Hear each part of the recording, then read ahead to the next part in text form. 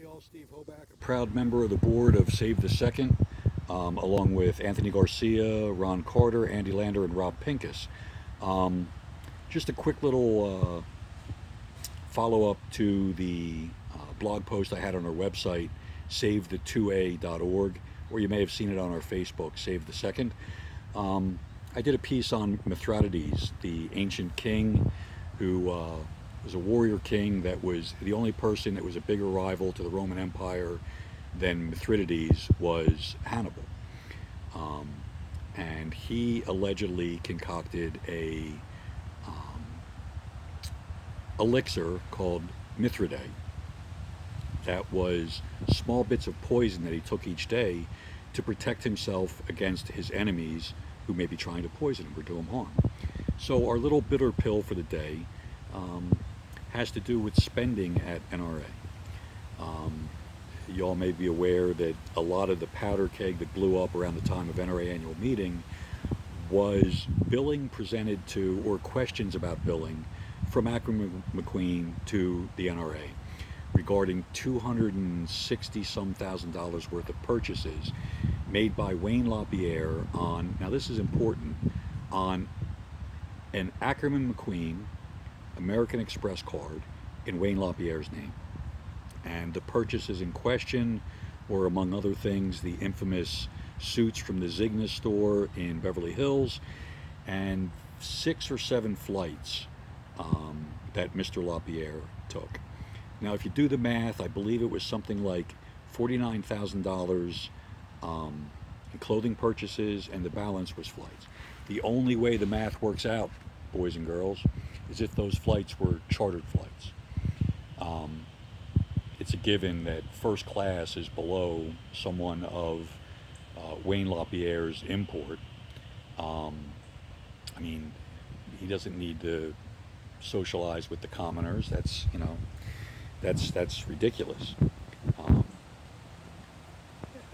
be that as it may, the question is, why is there a need for there to be this level of separation between Wayne LaPierre's purchases and the National Rifle Association? Now, Carolyn Meadows, the NRA board president, and Marion Hammer, one of the original gangsters on the board, have made it clear to the rest of the board that the clothing purchases were more like costumes for Wayne to use at NRA events. I used to work at the NRA. Was never aware of the costume department, but be that as it may. The flights, they've said, they had to take special precautions for security reasons. Okay, chartered flight, really, for security? I don't know.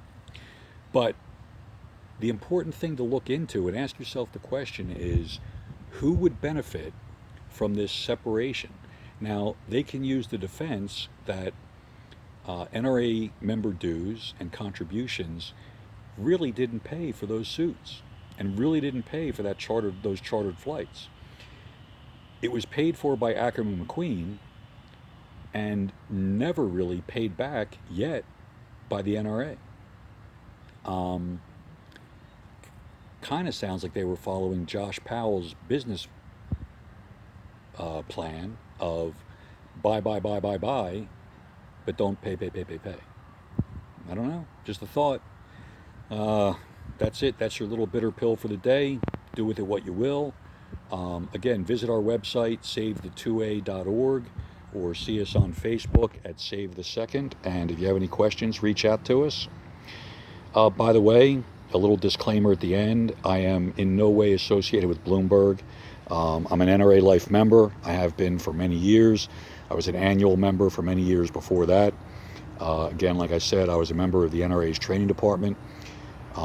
Those of you that went through training counselor development workshops that I was part of the staff of, love me or hate me, probably more you hate me than love me, but there's no doubt that I bleed the NRA and believe in the association. Former Army Airborne Infantryman, not a shill for Bloomberg. Sorry, Carolyn. Sorry, Marion. And all your cats. That doesn't fly towards me. I'm just a proud member of the NRA that wants our association to get back to what it's meant to do. advocacy of our Second Amendment rights as law-abiding citizens, and the development and conduct of firearms education and training programs. That's all. Have a great day. Stay safe out there.